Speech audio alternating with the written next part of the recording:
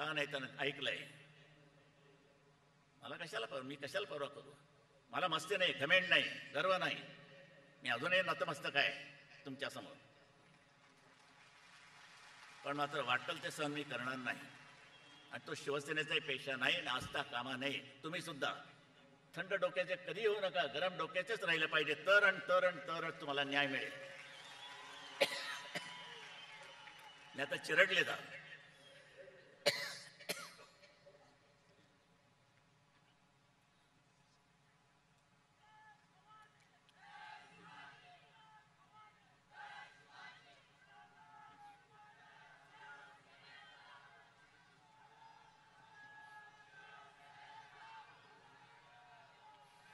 या शिवरायाच्याच महाराष्ट्रामध्ये किती मन मेलेली आहेत. माणसं म्हणजे जिवंत मुर्दे आहेत, जिवंत मुर्दे. सेतूपूल तिथूनच मी आलो. तिथून येत असताना त्या दुनिया आठवण झाली. 4-5 महिने असतील का 3-4 महिने असतील. मॅरेथॉन झाली. मॅरेथॉन कशी माहिती आहे? मिरजेला हिंदू मुसलमानांची दंगल ते नेहमीच होते आणि व्हायलाच हवी. पण ज्या वेळेला आपली सत्ता असताना 92-93 साली बाबरी मस्जिदवरून त्यांनी जी दंगलीला सुरुवात केली आणि जो शिवसैनिक माझा रस्त्यावर पडला बाहेर, पुढच्या शेपट्यात त्यांनी मागे घातले आणि पसार झाले. पसार एकाची हिंमत झाली नाही शिवसेनेवरती चाल करून येण्याची. हा तो मर्द मावळा इथे मी तयार केलेला बसलेला आहे. आणि आमची 4.5 वर्ष महाराष्ट्रात सत्ता होती, पण हिंदू मुसलमानांची एकही दंगल होऊ शकली नाही. हिंमत झाली नाही त्यांची दंगल करण्याची. ही शिवसेना. बरंच मिरजेला दंगल झाली तर झाली. 2 दिवस विसर्जनाला असतानाच दंगलीला सुरुवात. दंगल कशावरून? अफजल खानाचा कोथळा बाहेर काढला. तुमचा निघाला का? काढण्याची इच्छा आहे. अफजल खानाचा कोथळा बाहेर काढून बाबासाहेब भोसले घराणं मुख्यमंत्री असताना पुस्तकातून तो धडा काढून टाकला. मुसलमानांच्या भावना दुखावतील म्हणून.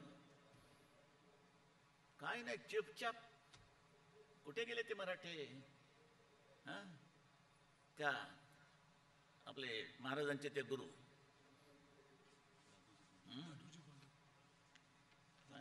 हो, तो पुतळा आलाय ना, छापून आले ना.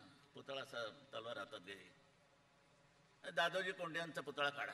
काय म्हणतो? ब्राह्मण आहे. अरे तुम्ही जातीपातीवर शौर्य ठरवता. नेताजी पालकर कोण होता? बाजीप्रभू देशपांडे कोण होता? खंडू खोपडे कोण होता? आणि तुमचा बाजी घोरपडे कोण होता? तुमचीच अवलाद. पण हे निष्ठावंत असं नाव खूप आहेत. पण एवढं होऊन सुद्धा लाज नाही, लज्जा नाही. सेतू पुलावरती मॅरेथॉनला कोण धावतात माहितीये? अफजल खान आणि शिवाजी महाराज. पत्रकारांनी माहिती आहे, त्यांच्या पत्रक छापून आलेलं आहे. आणि यामध्ये एक प्रकारचे म्हणजे नाऱ्याचा प्रहार सुद्धा आहे. हे छापतायत. हे चांगलं वाटतं काय तुम्हाला? पाहून थंड बसणार तुम्ही? हे जरा वाचून दाखव रे. हे मजकूर तो वाचून दाखवा. हे वसंत कानेटकरने लिहिलेलं आहे त्यांच्या पुस्तकात. गवताचे झाले भाले, गवताला फुटले भाले. त्या गवताचे झाले भाले त्या पुस्तकामध्ये त्यांच्या पुस्तकात हे वाक्य मी काढलेलं आहे. वसंत कानेटकर प्राध्यापक. वाच रे. हे मरगट्टे या पहाडी मुलकात तमाम दुनियेला भारी आहेत. कारण या पहाडी मुलकात पराक्रममुळे पेरावाच लागत नाही. इथे तर गवताला भाल्याची पाती फुटतात. पण फितुरीची आणि दुहीची बीजे नुसती भिरकावली तरी इथे ती खडकावर सुद्धा रुजतात आणि फोफावतात. आणि हा म्हणता तमाम दौलत तबा करून टाकतात. हे मरगट्टे लढाई करून कोणाला आटोपणार नाहीत. ते चिवट आहेत, जीवट आहेत. डोंगर कपारी उंदरासारखे लपून गनिमांचे कसे लचके तोडावे याचे त्यांना उपजतच ज्ञान आहे. पण आपापसात तंटा करण्यात, थोड्या नफ्यासाठी धन्याशी फितोरी करण्यात उभ्या दुनियेत त्यांना दुसरी तोड नाही. हे तुमचं वर्णन आहे. औरंगजेबाने केलेलं वर्णन, बसा थंड बसा, धावू द्या. अफजल खानाला शिवाजी महाराजांच्या हातात घालून सेतू पुलांवरून धावू द्या, महाराष्ट्रातनं धावू द्या, हिंदुस्थान दिल्लीपर्यंत धावून द्या. चला, कसं सहन करता तुम्ही? किती मी तुमच्याकरता एकाच माणसाने जळत राहायचं का? आता किती वर्ष राहिलीत मला माहित नाही, पण आहे तिथपर्यंत मात्र मी तुमच्यासाठीच आणि तुमच्यासाठीच काम करत राहणार.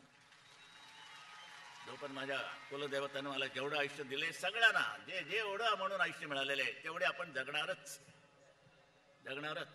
कोणी इनाम घेऊ शकत नाही. पण हे असं जगू नका की डोळ्यासमोर अफजल खान आणि महाराज हातात हात घालून मॅरेथॉनमध्ये स्पर्धेमध्ये भाग घेत आहेत. हे ह्या तुमच्या डोळ्याने हे पाहता कामा नये, सहन करता कामा नये. तडाडून उठलं पाहिजे. बंद करा आता हे सगळं. आज मलाही माहित आहे मी किती वेळ बोलणार. घाबरत आलो, म्हटलं श्वास घात करणार का माझा. पण आई जगदंबेच्या कृपेनं ठीक आहे सगळं. पण एकाने भाकीत केलं, आज शिवतीर्थावरती शिवसेना प्रमुख 1 तास भाषण करणार. झालं का रे 1 तास? माझ्याकडे घड्याळ आहे पण मला घड्याळ समजत नाही. 1 तास भाषण करणार, झालंही असेल मलाही माहित नाही. कोण बघते घड्याळाकडे? तुम्ही आहात आणि मी आहे. जो पण आपण बसता आहात ऐकता आहात तो पण मी बोलत राहणार. पण आता मात्र आवर्त घेतो, कारण आपल्याला गाड्या पकडायच्या आहेत. पण ही काही सोनिया गांधीची सभा नाही आहे. ही जमवलेली माणसं, पैसे घेऊन आणलेली माणसं नाही आहेत, भाड्याने गाड्या देऊन आणलेली माणसं नाही आहेत. ही रक्ता मांसाची माणसं आहेत. भगव्या झेंड्याखाली जमलेली हे मरगट्टे आहेत, शिवरायाचे मावळे. आणि हे दृश्य जोपर्यंत महाराष्ट्र आहे आणि महाराष्ट्र आपल्यामुळेच राहणार, ह्यांच्यामुळे जाणार नाही, त्यांच्या हातात जाऊ देणार नाही. आणि म्हणून मी तुम्हाला सांगतो, महाराष्ट्रासाठी जगायलाच पाहिजे. त्याविषयी मला आमचे जुने जाणते ज्यांनी पाठीद्वार केले, मला अटक करण्याचा प्रयत्न केला वगैरे वगैरे वगैरे, ते छगनराव भुजबळ, त्यांचा फोन आला, साहेब मला आशीर्वाद द्या, माझा वाढदिवस आहे. म्हटलं आनंद आहे. महाराष्ट्रासाठी झटा आणि महाराष्ट्रासाठी लढा, हाच माझा आशीर्वाद. काय आशीर्वाद देणार? कसली आरक्षण, कसली काय? अरे पहिल्यांदा संरक्षण द्या, महिलांना संरक्षण द्या. पहिल्यांदा बलात्कार चाललेले आहेत. बरं झालं एक दुर्गा नावाची काहीतरी एक संघटना निघाली महिलांची, हा त्यांनी ठोकलं, फर्निचर उद्ध्वस्त केलं. ही पाळी येणार आहे आज उद्या. मंत्र्याने ह्याच महिला सोडल्याशिवाय राहणार नाही रस्त्यावरती.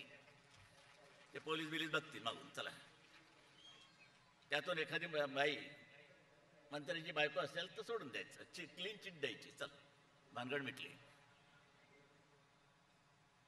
काय चालले? प्रत्येक महिलेला असं मी म्हणेन, शस्त्र परवाना द्या. प्रत्येक महिलेला देऊन टाका. चला, घराघरामध्ये जाऊ द्या, येऊ द्या. साला ते काश्मीरचे ते अतिरेक येऊ द्या, आणखीन कोणी येऊ द्या. किंबहुना जे महाराष्ट्राच्या पोलिसांना, मुंबईच्या पोलिसांना जे जमत नाही ते ह्या महिला करून दाखवतील. हातात शस्त्र द्या त्यांच्या. आणखीन किती बोलायचं? खूप सांगितलं, खूप बोललो आणि बोलतच राहू शकतो. अजून तरी जगदंबेनं माझी शरीर